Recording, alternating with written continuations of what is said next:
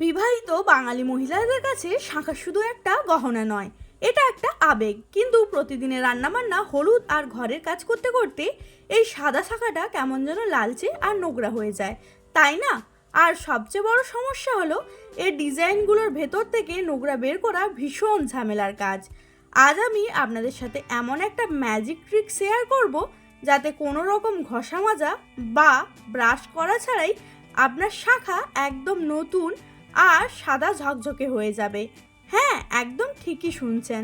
তাহলে চলুন ঝটপট দেখে নেওয়া যাক।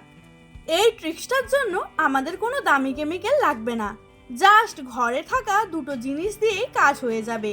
প্রথমে একটি বাটিতে আমি নিয়ে নিচ্ছি কিছুটা পরিমাণ হারপিক, আর তার সাথে যোগ করতে হবে ছোট চামচের 1 চামচ খাওয়ার সোডা।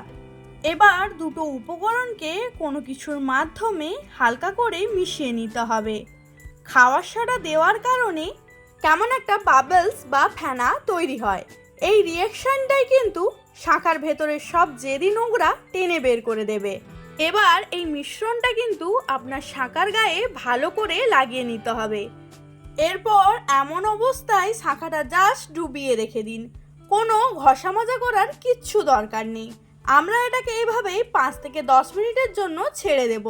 আপনারা চাইলে কিন্তু হাত থেকে না খুলেও হাতের উপর এই মিশ্রণটি অল্পক্ষণ লাগিয়ে রাখতে পারেন, তবে বাটিতে ভিজিয়ে রাখলে সব থেকে ভালো রেজাল্ট পাওয়া যায়। 10 মিনিট হয়ে গেছে, এবার তুলে দেখুন ম্যাজিক। শাঁখাটা পরিষ্কার জল দিয়ে ধোয়ার আগেই আশা করি আপনারা বুঝতে পারছেন ঠিক কতটা পরিষ্কার হয়েছে।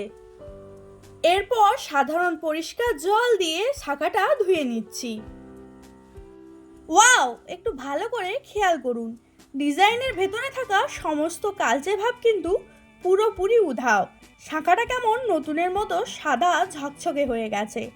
তাহলে দেখলেন তো, কোনো পরিশ্রম ছাড়াই কত সহজে শাঁখা পরিষ্কার হয়ে গেল।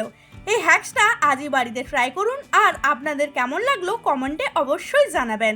ভিডিওটি ভালো লাগলে লাইক করুন, আর বাকি সব মা বোনেদের সাথে প্রচুর শেয়ার করে দিন। যারা চ্যানেলে নতুন তারা কিন্তু সাবস্ক্রাইব করতে একদম ভুলবেন না। আজকের মতো এখানেই আসছি, দেখা হবে পরের ভিডিওতে। টাটা।